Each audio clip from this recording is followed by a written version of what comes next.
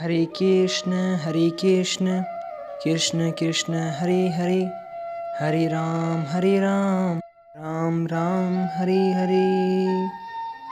प्यारा भाइरो नमस्ते। जीअं त तव्हांखे ख़बर आहे त असां श्री गुरु बालपुड़ी जीवन कथा जो आरंभ करे चुका आहियूं, जंहिंजा असां 8 पार्ट कंप्लीट करे चुका आहियूं। अॼु असीं 9 पार्ट जी तरफ़ वधंदासीं। जेकॾहिं तव्हांखे कथा हासिलु न थी आहे त तव्हां 0331311089 ते कॉन्टेक्ट कंदा, असीं तव्हांखे कथा जी लिंक मोकिलींदासीं। जय गुरु बालपुड़ी।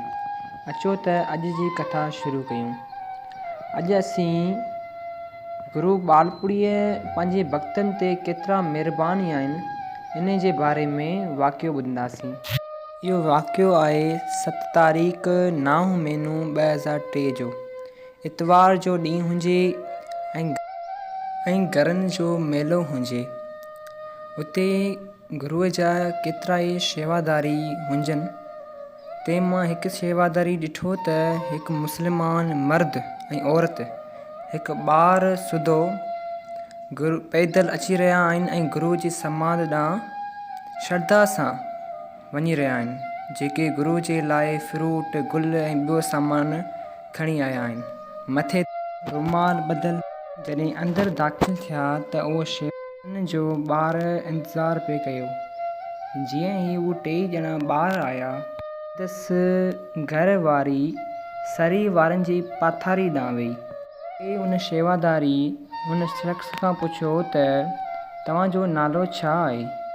तॾहिं हुन शख़्स वणायो त मुंहिंजो नालो ख़ान वलद राणो ज़ात ख़ासकरी आहे ऐं आउं सरी मां आयो आहियां ऐं आउं बबू मल वटि कमु कंदो आहियां। हर साल उन्हनि सां गॾिजी घरनि जे मेले ते ईंदो आहियां। पोइ जॾहिं उन शेवादारीअ हुन खां पुछियो त तूं कंहिं कारण करे हिते ईंदो आहीं? तॾहिं हुन वणायो त 1991 ईस्वी में मूं शादी कई, पर मूंखे औलाद कोन थियो। मुख़्तलिफ़ इस्पतालुनि में चेकअप करायो, डॉक्टरनि खे बि काफ़ी ॾेखारियो। सभिनी डॉक्टरनि चयो त तोखे औलाद न थींदो। सरी में मां पंहिंजी घरवारी खे केतिरनि ई दाइनि खां ॾेखारियो ऐं इलाजु करायो, पर कुझु बि न वरियो। पोइ असीं ज़ाल मुड़ुस ॿई उमेद हारे वेही रहियासीं।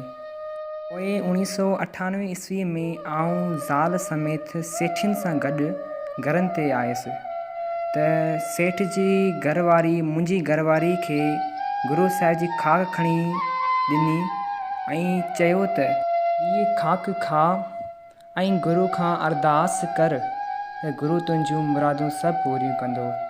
पोइ सेठ जी ज़ाल चयो त ए सचा बालपुड़ी, हिन नियाणी खे औलाद ॾियो। मुंहिंजा श्री गुरु बालपुड़ी सचा महिरबानी आहिनि। गुरू जल्दी सॾु ॿुधो। गुरूअ जी कृपा सां 1 साल खां पोइ हुन ॿिन्हिनि खे औलाद थियो। उहे ॿई ज़ाल मुड़ुस ॾाढा ख़ुशि थिया। ख़ुशी जी का हद न रही, ॾाढो ख़ुशि थी रहिया हुआ। चयऊं त गुरू वाक़ई सचो मुर्शिद आहे। पोइ कुझु ॾींहं खां पोइ हुन ख़ान जो डॉक्टरनि वटि वञणु थियो। हुननि डॉक्टरनि खे चयो त मूंखे पुटु पैदा थियो आहे। उहे डॉक्टर उन ॻाल्हि खे मज़ाक़ सम्झी चई रहिया त इहो नामुमकिन आहे, तोखे पुटु पैदा थी नथो सघे। पोइ उन भॻत वणायो त इहो नामुमकिन न आहे।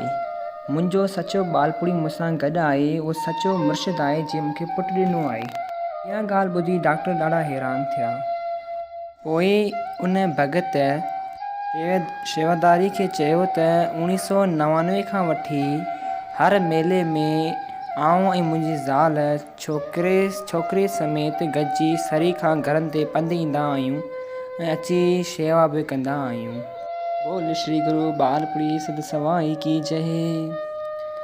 हुन खां पोइ उन मेले में आयल हिकु हमरा नाले दीन मोहम्मद वलद मलीर ख़ासकरी, ॻोठ आरब ख़ासकरी, उहो बि सरी खां आयल हो। उन बि ॿुधायो त आउं रेवा चंद ठेकेदार वटि कमु कंदो आहियां। रेवा चंद सां गॾु घरनि ते आयल हुअसि। मूंखे पहिरीं औलाद छोकिरी थी हुई जेका पेट में ई गुज़ारे वई। उनखां पोइ औलाद न थियो। घरनि ते अची पल पातमि, गुरू मूंखे औलाद ॾिनो।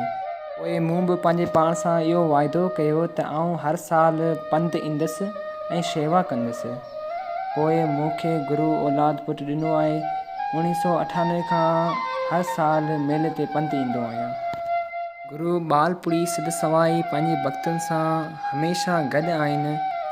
तंहिं करे हर वक़्तु गुरू में श्रद्धा रखी नाम जपियो, हरे कृष्ण कृष्ण कृष्ण हरे हरे, हरे राम राम राम हरे हरे।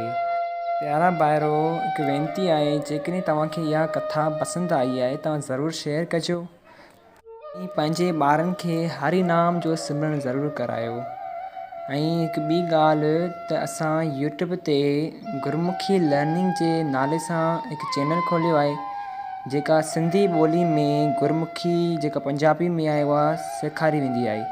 तव्हां पंहिंजे ॿारनि खे बि उन चैनल जे ज़रिए गुरमुखी सेखारियो। महिरबानी।